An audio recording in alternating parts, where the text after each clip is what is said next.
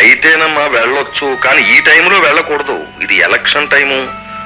తల్లిని కూడా సరిగ్గా చూడలేదు కొడుకు, అందుకే ఆవిడ వచ్చేసింది పాపం అని లోకం అనుకుంటుంది. లోకం అనుకున్నా అనుకోకపోయినా వాళ్ళు అలాంటి ప్రచారం చేస్తారు. మరి ఆ ప్రచారమే జరిగితే ఎలక్షన్ లో చాలా పెద్ద దెబ్బ తగులుతుంది. వీపు బద్దలైపోయేంత దెబ్బ తగులుతుంది.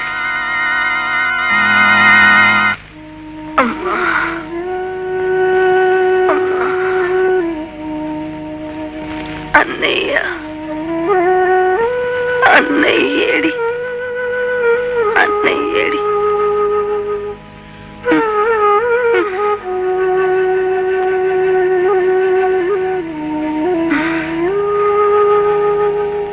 కృష్ణ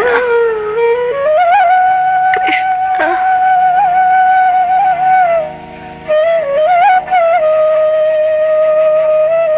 నువ్వు ఇక్కడ ఉండు బాబు, నేను వెళ్ళి చెప్పొస్తాను.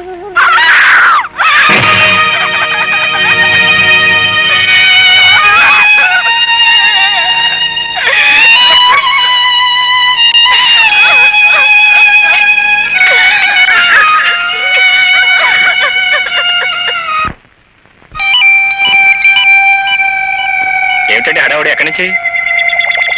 ఏం లేదు బాబు, నాకు న్యూస్ తెలిసి బందర్ వీధికి వెళ్ళాను.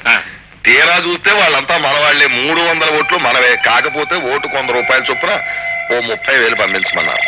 అలాగేనండి, ఆఫీస్కి వస్తేనే ఏర్పాటు. పోతే మా అమ్మగారు ఎలా ఉన్నారు? ఆవిడకేం బాబు, ఎక్కడికి చేరాలో అక్కడికి చేరిపోయింది సుఖంగా.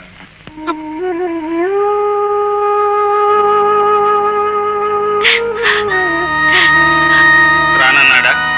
ఏం చెప్పమంటావు బాబు, నన్ను కాదని పోయిన ఆవిడతో నాకేమిటి సంబంధం? అయినా ఇప్పుడొచ్చి నేను మాత్రం చేయగలిగిందేమిటి?